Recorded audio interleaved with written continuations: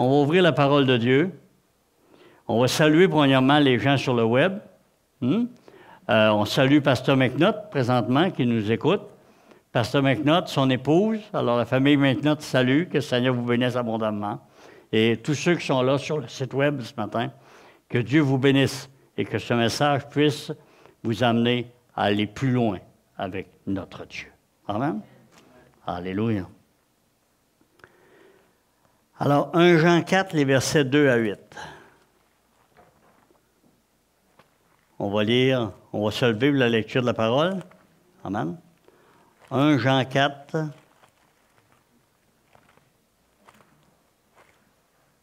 « 2 à 8.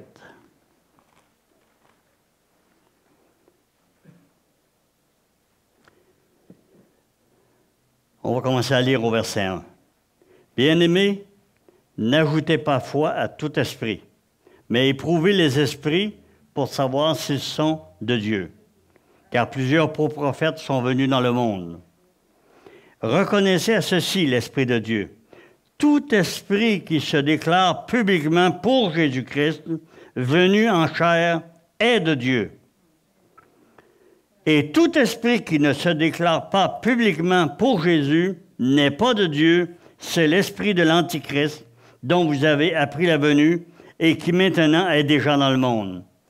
Vous, petits enfants, vous êtes de Dieu et vous les avez vaincus, parce que celui qui est en vous est plus grand que celui qui est dans le monde. Eux, ils sont du monde. C'est pourquoi ils parlent d'après le monde et le monde les écoute. Nous, nous sommes de Dieu. Celui qui connaît Dieu nous écoute. Celui qui n'est pas de Dieu ne nous écoute pas. C'est par là que nous connaissons l'esprit de la vérité et l'esprit de l'erreur. Bien-aimés, aimons-nous les uns les autres, car l'amour de Dieu, et quiconque aime est né de Dieu. Aimons-nous les uns les autres, car l'amour est de Dieu. Et quiconque aime est né de Dieu et connaît Dieu. Celui qui n'aime pas n'a pas connu Dieu, car Dieu est amour. Amen. Assoyons-nous ce matin. Et que Dieu nous bénisse ensemble.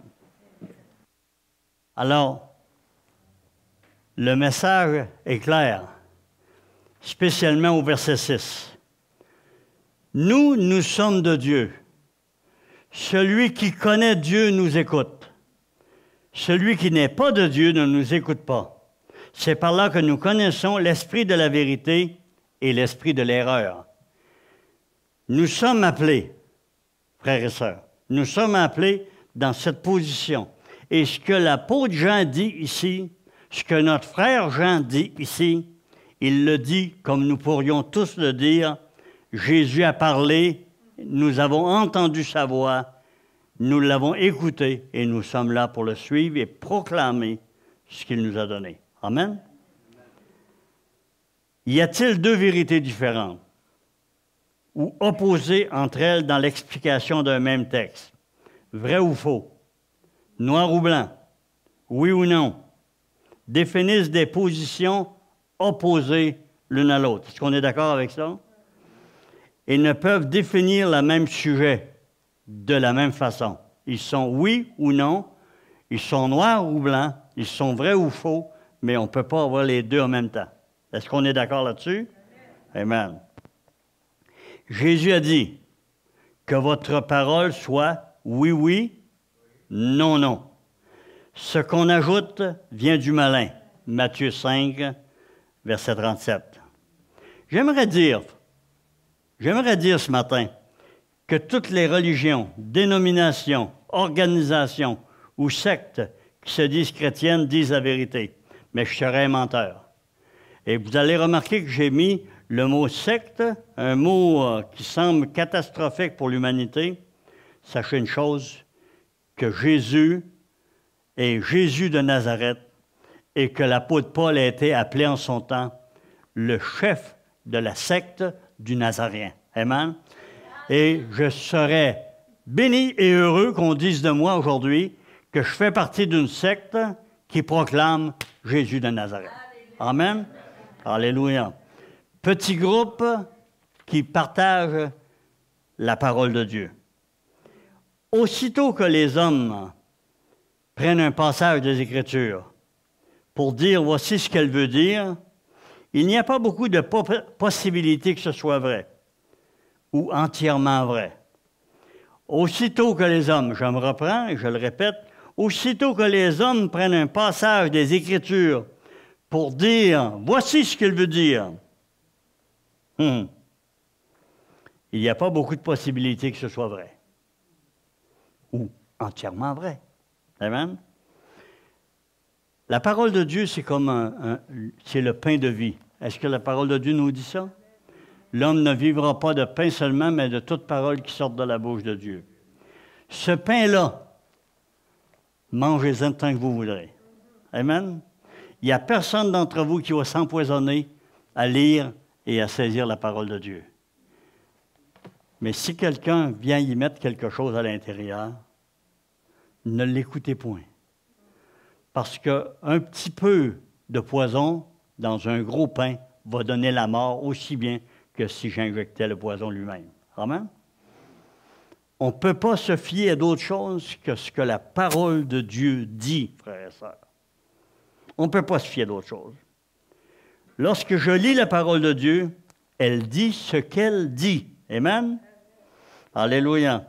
Ce n'est que lorsque les hommes ont mis leurs mains pécheresses dans les traductions que nous sommes confrontés par des erreurs humaines, des erreurs de l'homme.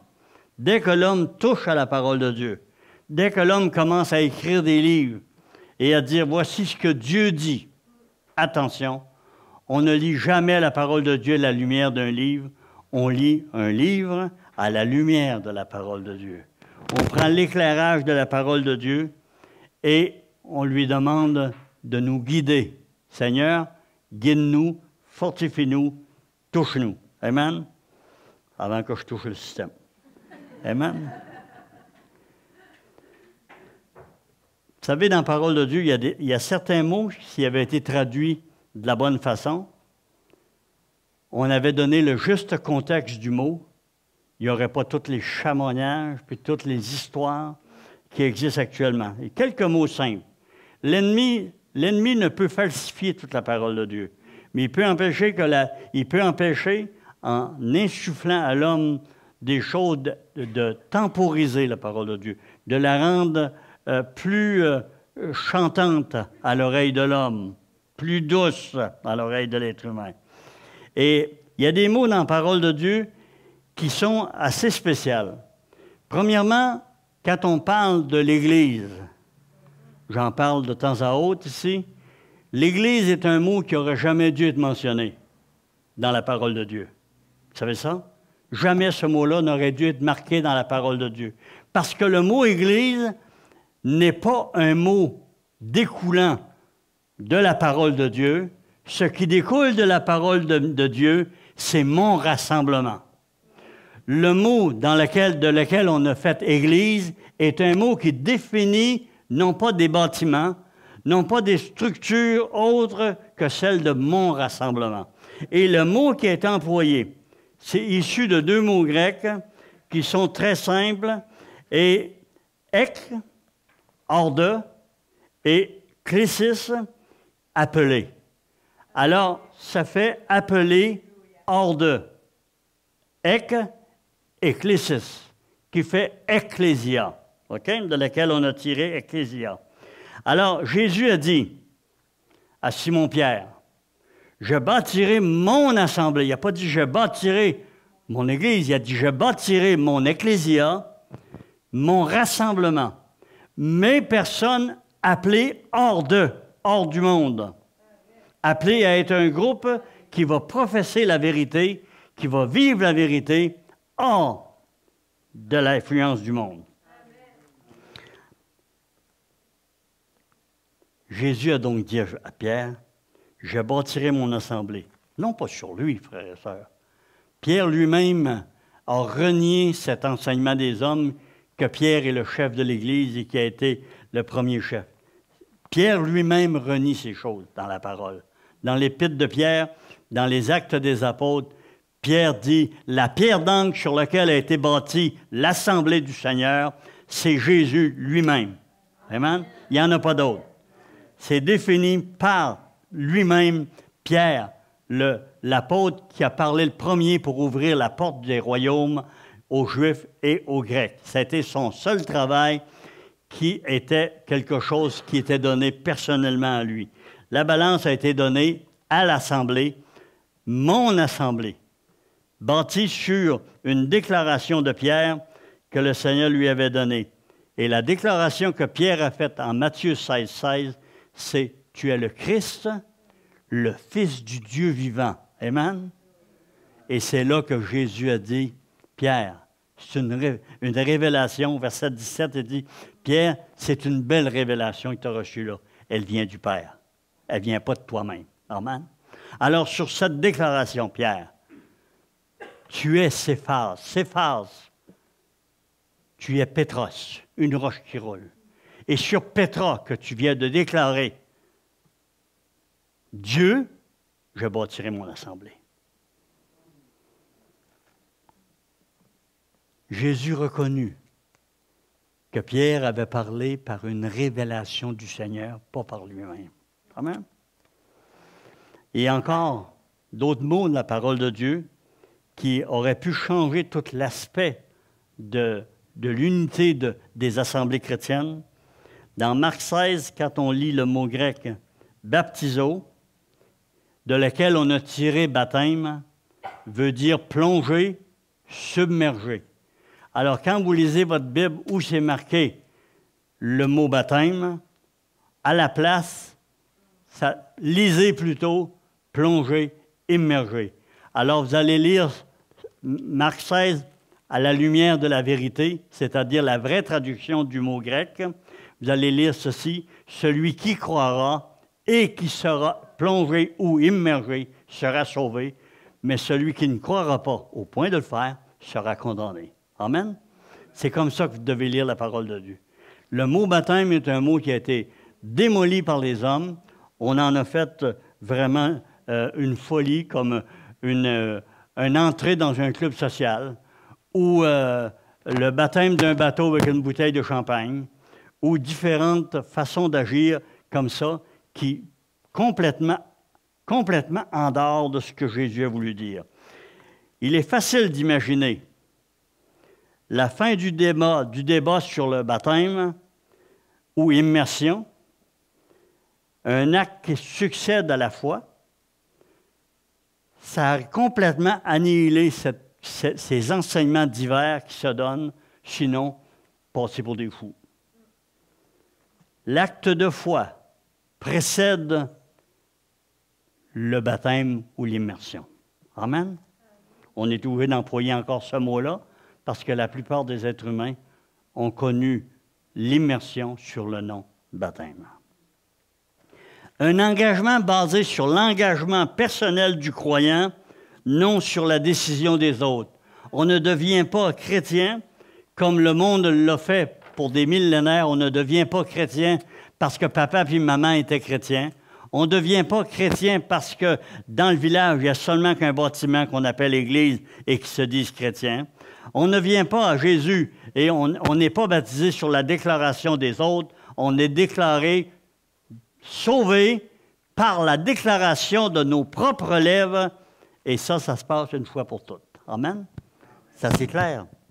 Et si on a d'autres besoins ce matin d'éclaircissement pour ce passage des Écritures, venez me rencontrer, frères et sœurs. Venez me rencontrer, ça va me faire un plaisir de vous éclairer sur ce domaine qui est tellement important à définir. Parce qu'aujourd'hui, il y a un débat partout. Je lis partout toutes sortes de témoignages, de toutes sortes d'organisations, de toutes sortes de structures. Le monde est mêlé. L'humanité est mêlée, pas juste à peu près, concernant le mot baptême ou baptisme. Amen. Je ne suis pas un spécialiste du grec, ni de l'hébreu, mais on peut dire qu'en général, la parole de Dieu est fiable. Amen? Est fiable. Il n'y a aucun passage des Écritures là-dedans qui a été un petit peu falsifié par les noms du grec au français ou par une falsification de mots. J'appelle ça une falsification de mots. Lorsqu'on prend un mot, qu'on le vulgarise d'une langue à une autre, c'est une vulgarisation de mots, ce n'est pas une traduction. Alors, quand on prend le mot baptisma et on dit baptême, c'est une vulgarisation, ce n'est pas une traduction. Le mot baptisma en lui-même dit ceci, immergé, plongé. Amen? Donc, recouvert totalement d'eau. Nous aussi, frères et sœurs, nous pouvons entendre Jésus dire « sur ce que vous déclarez venant du Dieu vivant. Croyez en moi.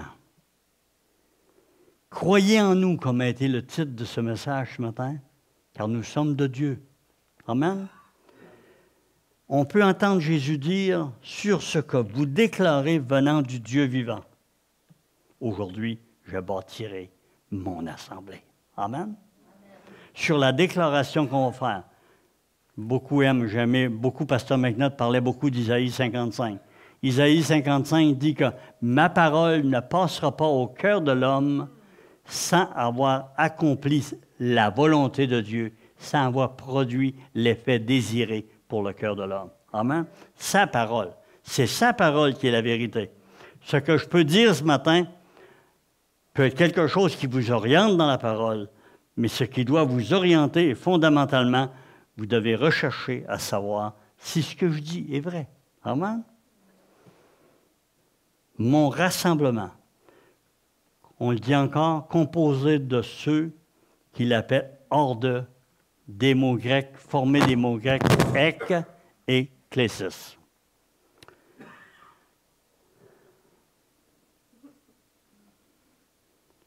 Nous sommes de Dieu. Nous sommes de Dieu. Et vous pouvez le dire à n'importe qui, si vous avez accepté Jésus-Christ comme votre Seigneur et Sauveur, et si la parole de Dieu est votre livre de conduite, si la parole de Dieu est pour vous le guide infaillible, vous pouvez dire à n'importe qui, celui qui connaît Dieu nous écoute. Alléluia. Oh, si c'était sur la base de la crédibilité humaine, non, je ne vous le conseillerais pas. Mais sur la base de la parole de Dieu, oui, sûrement. Amen? On croit à la parole de Dieu. Et la parole de Dieu nous donne des exemples formidables. Dans Acte 5, on a, c'est-à-dire Acte 8, les versets 5 à 7. Un passage des Écritures que j'aime beaucoup, parce qu'il nous révèle une situation à travers un jeune homme. Un jeune diacre, qui a été, après la persécution, projeté sur la scène de la parole de Dieu. Et ce jeune homme s'appelait Philippe. Et au verset 5 du chapitre 8, ça nous dit, dans les Actes des Apôtres, « Philippe étant descendu dans la ville de Samarie, il prêcha le Christ. » Pas le Christ, le Christ. Amen. Enlevez, frères et sœurs, s'il vous plaît. Puis je vais le faire pour tous les prédicateurs qui vont venir ici à l'avenir. Je vais en parler avant avec eux. Appeler Jésus le Christ de Dieu, c'est une aberration invraisemblable. Vous savez que le mot Christ est le seul mot de la langue française finissant en IST qui est prononcé Christ. Alors, il y a une raison fondamentale, c'est que la langue française est étudiée et façonnée par des athées, par des hommes qui ne croient pas vraiment dans le Christ. Parce que c'est là, à mon avis, à moi, d'après ce que j'ai pu lire, rechercher, la langue française est la seule langue au monde qui démolit le beau nom de Christ. Parce que Jésus est devenu Christ de Dieu. Ce n'est pas Jésus-Christ qui sauve. C'est Jésus parce qu'il est devenu Christ de Dieu. Ou plutôt, comme la parole de Dieu le dit, parce qu'il a été fait Christ de Dieu. Et le mot Christ, pour qu'il n'y ait pas d'ambiguïté, a été défini par un autre mot. Ça traduit aussi un mot qui s'appelle le mot « oint ». Alors Jésus a été oint pour accomplir ce qu'il a accompli par un décret divin, par un décret de Dieu le Père, qui a défini que Jésus serait son Christ, c'est-à-dire son oint, qui veut dire l'offreur et l'offrande. Amen? Jésus sur la croix offre sa propre vie. Il est devenu l'offrande et l'offrant à la croix du Calvaire. Et c'est la raison pour laquelle c'est une seule et unique action qui a produit et qui produira toujours le salut de l'humanité. Dans la parole de Dieu nous est dit, dans Hébreux 7, 24, que le salaire, c'est-à-dire que le ministère de Jésus-Christ est un ministère qui n'est pas transmissible. Et dans Hébreux 9, ça nous dit que l'offrande de Jésus-Christ a été faite une fois pour toutes. Et tout homme qui vient à Dieu avec ce sang de Jésus-Christ entre dans les parois célestes avec la plus grande des facilités. Il entre dans le royaume de Dieu avec une pleine justification. Voici la raison de mon entrée. Voici pourquoi on doit me laisser entrer ici dans le sanctuaire. Pourquoi je peux entrer dans le lieu très saint ce matin? Parce que j'ai le sang de Christ qui m'a purifié de tous mes péchés. Amen. Lirez Hébreux 10 au complet. Excusez. Alléluia. Alors, quand je m'appuie que Jésus-Christ est le seul sauveur, je ne m'appuie pas sur ma sagesse, je m'appuie sur Acte 4, les versets 11 et 12, sur Hébreux 7, versets 24 et 25, et sur toute la parole de Dieu qui le définit. Amen. Lorsque je dis, frères et sœurs, il n'y a qu'un seul intermédiaire entre Dieu et les hommes, je m'appuie sur 1 Timothée 2, verset 5, et sur toute la Bible qui proclame que Jésus-Christ est le seul qui a la capacité, l'autorité et la présence pour communiquer à son Père toutes mes demandes. Amen. Il est le seul intermédiaire entre Dieu et les hommes, Jésus-Christ fait homme et qui a habité parmi nous. Amen. On doit être ferme, frères et sœurs. Quand on parle de la parole de Dieu, quand on définit une chose, quand on parle d'une chose, excusez, on doit en parler avec l'assurance que donne la parole de Dieu.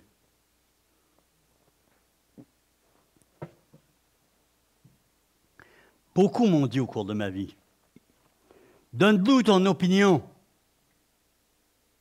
sur des sujets concernant la parole de Dieu. Et je leur ai dit non.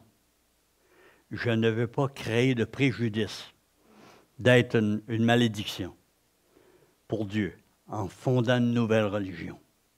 Il y en a assez, là? Il y en a assez de religions? Il y en a assez de sectes? Il y en a assez de dénominations?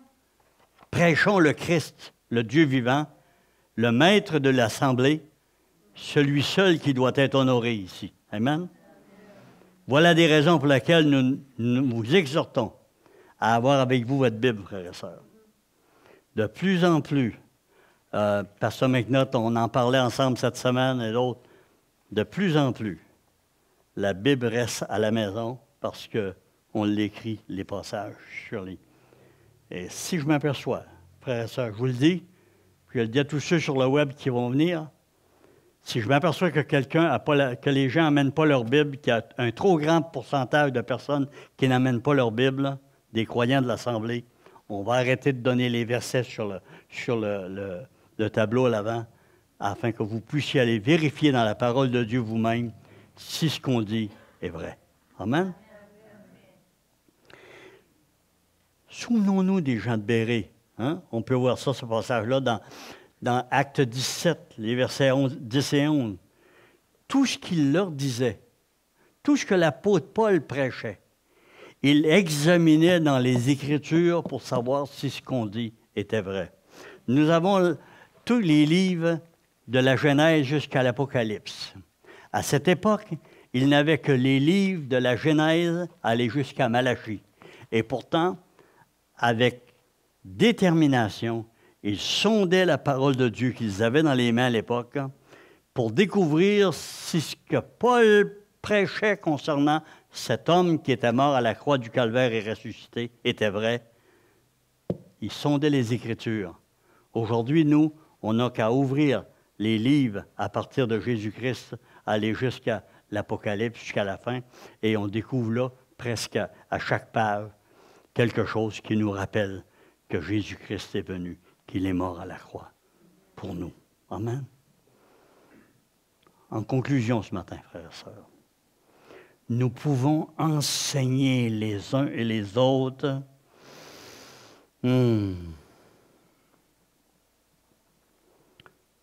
Alléluia. Car ils sont des nôtres. Si les hommes ne sont pas des nôtres, c'est qu'ils n'ont pas accepté Jésus-Christ comme Seigneur et Sauveur et qu'ils n'ont pas la détermination et le courage de regarder à la parole de Dieu pour savoir si ce qu'on dit est vrai. Amen. Nous pouvons enseigner les uns car ils sont des nôtres.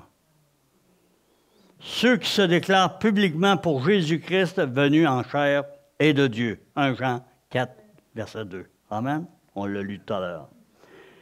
On peut aussi répondre, frères et sœurs, aux pilates de ce monde. Il y en a encore des pilates aujourd'hui, prêts à faire crucifier le Christ, prêts à le donner trop lâche pour assumer leurs responsabilités. Cet homme qui avait eu un message de son épouse disant « Attention à ce que tu fais à ce juste, car j'ai eu en songe une révélation de lui. Fais attention comment tu vas agir envers lui. » Et Pilate, on le sait, a ordonné, a laissé aller entre les mains des Juifs Jésus pour être crucifié. Nous sommes dans le monde, Jésus a dit. On peut le dire, même parole que Jésus a prononcée. Parce que Jésus a dit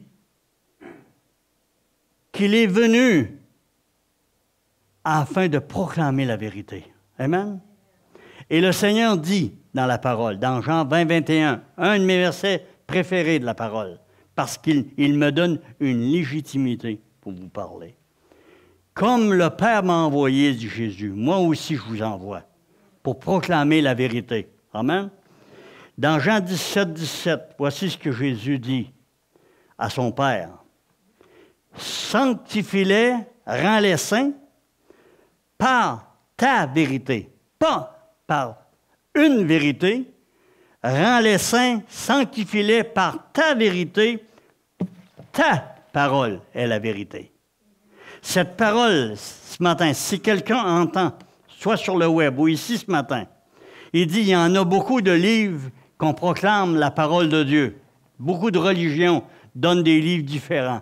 Mais il y a seulement un livre qui peut s'expérimenter dans vos vies, dans votre chair, dans votre pensée, dans votre cœur. C'est la parole de Dieu, c'est la Bible. Amen. Là, je peux puiser. Pasteur McNutt, qui est venu ici pendant 3 semaines, quand nous l'avons appelé à la fin d'octobre, c'est-à-dire au début de novembre 77, parce que mon épouse était à l'hôpital, j'ai appelé Pasteur McNutt. C'était la première fois de sa vie que c'était un jeune pasteur et ça ne lui avait jamais été demandé l'onction d'huile pour la guérison des malades. Et quand j'ai appelé le pasteur McNutt chez lui, j'ai dit, j'aimerais que vous veniez parce que j'ai lu dans la parole de Dieu que si mon épouse était ointe d'huile par la main des anciens et elle le désire, elle serait guérie. Et le pasteur McNutt est venu avec 2 ou 3 des plus vieux de son assemblée, qui étaient très jeunes à l'époque, et ils lui ont oint d'huile et elle fut guérie. Et tout au long de notre vie, ça a été la même chose. On a expérimenté la parole de Dieu, pas la parole de l'homme. La parole de Dieu. Même si les hommes me diraient que je vais mourir demain matin, je dirais, c'est pas vous autres qui allez en décider, à moins que vous me tirez une balle dans la tête. Celui qui va décider de ma fin, c'est Dieu. Et c'est ce qu'il dit dans sa parole, parce qu'il connaît le nombre des jours qui m'est destiné avant qu'aucun d'eux n'existe. Amen? Il n'y a personne qui va décider à ma place, puis il n'y a personne qui va me faire croire que c'est ma fin, à moins qu'il dise « tu pars aujourd'hui », puis qu'il me donne une belle shot. Celui qui n'est pas de Dieu, la parole de Dieu nous dit, celui qui n'est pas de Dieu ne nous écoute pas. Et c'est par là que nous connaissons l'esprit de la vérité et l'esprit de l'erreur. 1 Jean 4, verset 6. Amen? Pas l'esprit de ma vérité, pas l'esprit de votre vérité, mais l'esprit de la vérité que la parole de Dieu proclame. Amen? Et que vous donnez aux hommes sur la base de cette vérité-là. Les hommes qui vous écoutent trouvent la vie éternelle. Ceux qui ne vous écoutent pas trouvent le malheur éternel. Sanctifie-les par ta vérité. Ta parole est la vérité. Pas la mienne, pas la nôtre. Sa parole à lui est la vérité. Nous savons aussi que le Fils de Dieu est venu et qu'il nous a donné l'intelligence pour connaître le véritable. Est-ce qu'on a connu le véritable? Est-ce qu'on a reconnu que Jésus-Christ est le Seigneur? Est-ce qu'on a reconnu qu'il est venu pour nous sauver? Est-ce qu'on a reconnu dans nos vies qu'il était là pour nous guérir, pour nous soutenir? Quiconque écoute le message prophétique qui a été donné ce matin, qui le concerne, et qui regarde à Dieu à travers ce qui a été dit ce matin, va trouver là que la personne qui a donné ce message prophétique a donné un message venant du Dieu vivant. Amen? Alléluia. Moi, je peux vous garantir du résultat. On sait que Viateur a dit tout à l'heure, qu'il l'a dit devant vous, que c'était quelque chose qui le touche beaucoup. Et il croyait que c'était pour lui, mais je peux vous dire que ça peut s'adresser, et ça s'adresse sûrement à plusieurs personnes ici aujourd'hui, ce message que le Seigneur a donné. Osez écouter ce message. Et vous allez voir Dieu agir d'une manière exceptionnelle dans vos vies. Amen. Il va redresser ce qui est prêt de tomber, nous dit la parole. Tout est redressé avec la parole de Dieu. Et qu'elle soit prononcée par une femme qui proclame une vérité qui vient de la parole de Dieu, vous le verrez s'accomplir dans vos vies. Amen. Un jour, l'apôtre Paul est sur un bateau, un grand bateau, dans Acte 28. Il est sur un grand bateau, puis ils vont couler. Ça fait 14 jours qu'ils sont en détresse sur la mer Adriatique, dans des vents épouvantables. Ils ont jeté tous les agrès du bateau à la mer. Ils ont jeté tout ce qui pouvait allégir le bateau. Ils n'ont conservé que quelques matures et les gens qui sont là.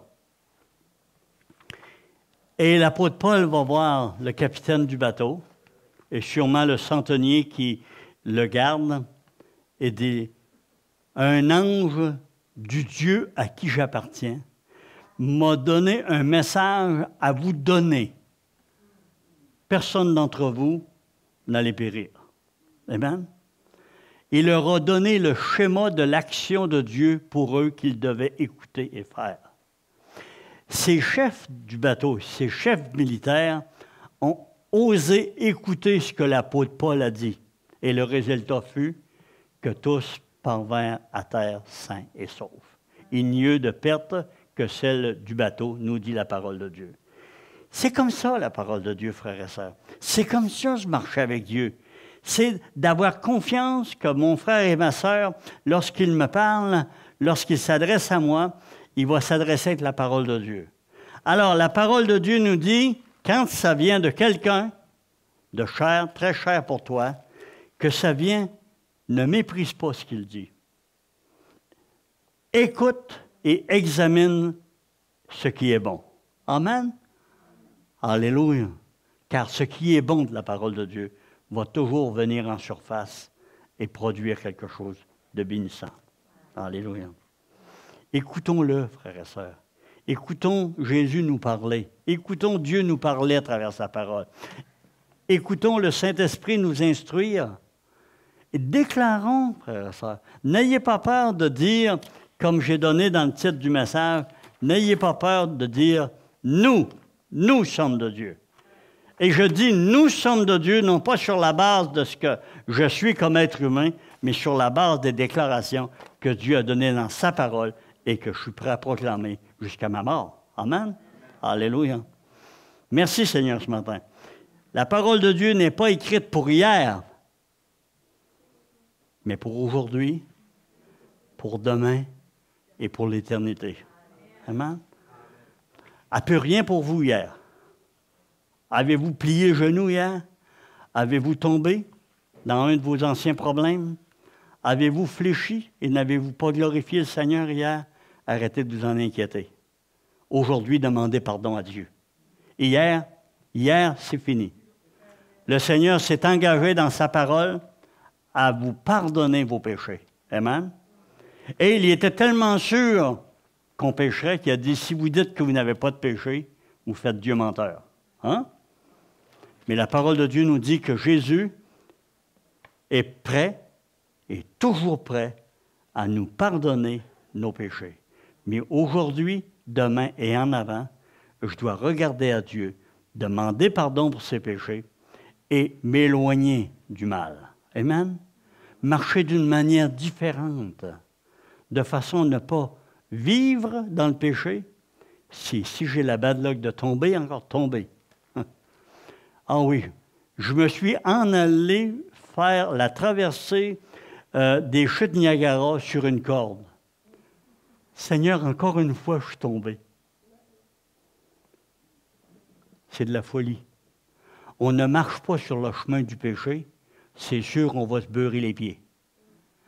On s'éloigne du péché, et si nous tombons dans le péché, Dieu va nous pardonner tous nos péchés. Amen. Parce que la parole de Dieu nous dit dans 1 Jean 3,6 que celui qui pratique le péché n'est pas de lui. Il ne l'a pas connu. Amen. On est dans une époque épouvantable. On est dans une époque où l'hédonisme, je vais l'expliquer comme il faut. Pour les jeunes, les moins jeunes, qu'est-ce que veut dire le mot hédonisme? Le mot hédonisme est un système philosophique, le système de ce monde dans lequel la parole de Dieu nous met en garde dans l'Épître aux Philippiens et dans d'autres épîtres, un système philosophique qui fait du plaisir le but de la vie. L'hédonisme est le problème actuel d'idolâtrie qui contrôle l'humanité. Le problème actuel de l'idolâtrie n'est pas sur des bonhommes de plâtre, excepté dans certains pays, ou autres statues, mais c'est surtout dans nos pays occidentaux basés sur l'hédonisme, c'est-à-dire la recherche de ton plaisir personnel en te foutant du plaisir de Dieu. Amen? Ça, c'est de l'hédonisme. Et c'est ce péché-là qui fait qu'actuellement, l'Amérique,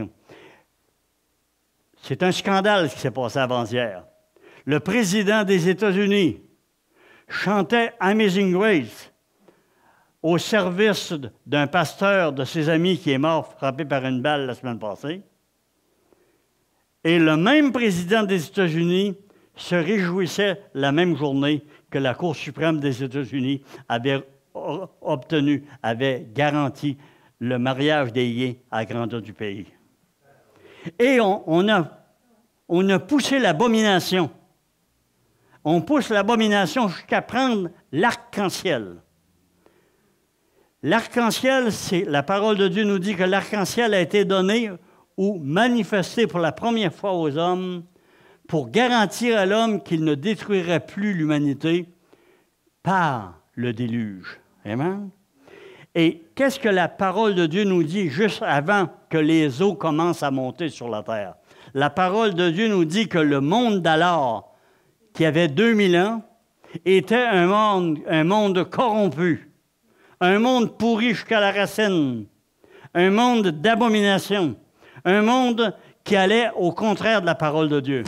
Et Dieu a donné l'arc-en-ciel comme un signe dans le ciel qu'il ne détruirait plus l'humanité à cause de son péché par les inondations.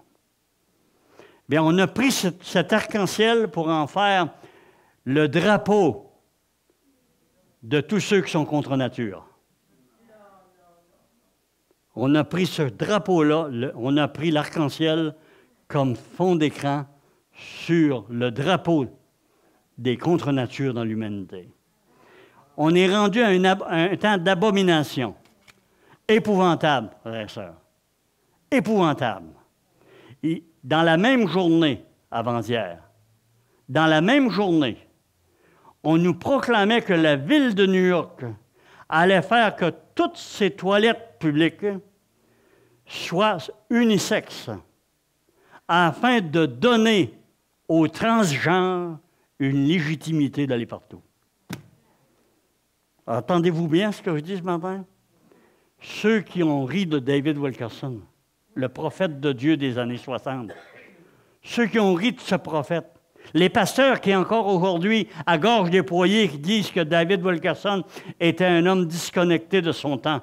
Eh bien, dans les années 60, lui, il a donné exactement ce qui arrive aujourd'hui. Un homme de Dieu. Pourquoi? Un homme de Dieu qui se tenait et qui partageait la parole de Dieu. La parole de Dieu nous montre, frères et sœurs, que quand les hommes se pensent sages, ils deviennent fous. Vous avez qu'à lire Romains 1, le verset 22. Se vantant d'être sages, ils sont devenus fous. Ils ont détourné l'œil de Dieu pour le tourner vers des choses humaines, vers les idoles, vers des reptiles et toutes sortes de quadrupèdes et autres idoles qu'ils ont voulu adorer. Et à ce moment précis, aujourd'hui, c'est l'hédonisme qui est le Dieu de ce monde occidental. Et Dieu a dit dans l'Épître aux Romains, j'espère que ces pasteurs qui commencent à approuver, qui commencent à fléchir sur ces domaines de la vie, vont commencer à prêcher la vraie parole de Dieu, frères et sœurs. La vraie parole de Dieu. La parole de Dieu qui n'est pas dure pour celui qui veut écouter, mais qui est terrible de châtiment pour celui qui ferme son cœur à écouter le Seigneur. Voici ce que la parole de Dieu dit.